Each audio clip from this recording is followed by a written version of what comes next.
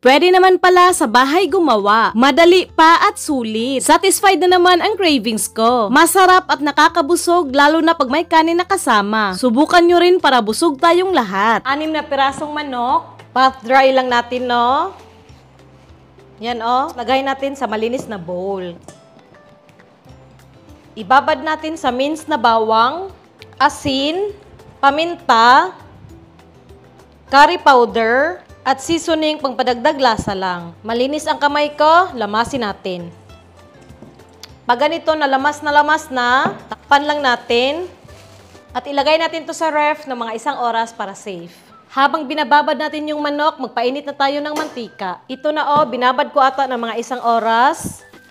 Pisaan natin ng 1 itlog. Lamasin muna. Budburan natin ng cornstarch or harina. Cornstarch to para mas malutong. Lamasin ulit. Ayan, At bago natin to ilunod sa mantika, i-coat ulit natin sa cornstarch.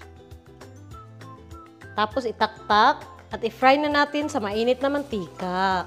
Ayan,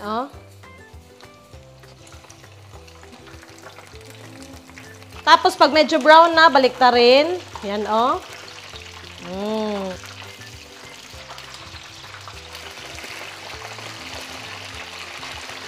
Ito na, nag-slightly golden brown na, Hanguin muna. Ipatulot lang ang mantika ng mga 15 minutes, tapos iprito natin ulit. Habang pinapahinga natin ang manok, magluto na tayo ng patatas. Pag ito na natusok na, hanguin na natin. Habang mainit pa, pisain na natin to. Pwede ka gumamit ng smasher.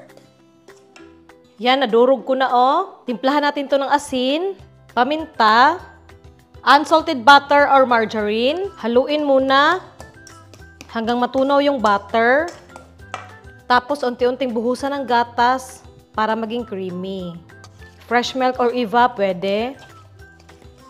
Yan, okay na to. 1 tasang tubig.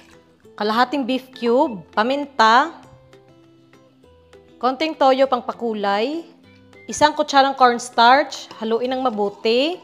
Pag ganito na halong-halo na yung beef cube, okay lang na hindi tunaw. I-transfer sa kawali.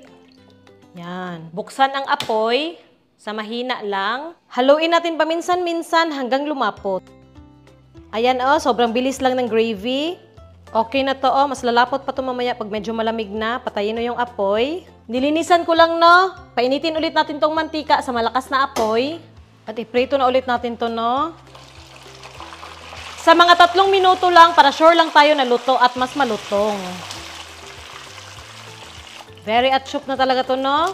Hanguin na. Let's assemble na. Sa plato, ilagay ang mashed potato.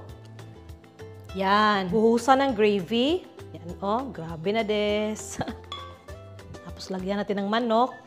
Yan, Damo lang, pampaatso, parsley. Diba solve ang craving? Subukan na natin to. Ayan, Tapos, lagyan mo, ganyan. Yan, Ganyan sa loob, Siyempre, luto na, no?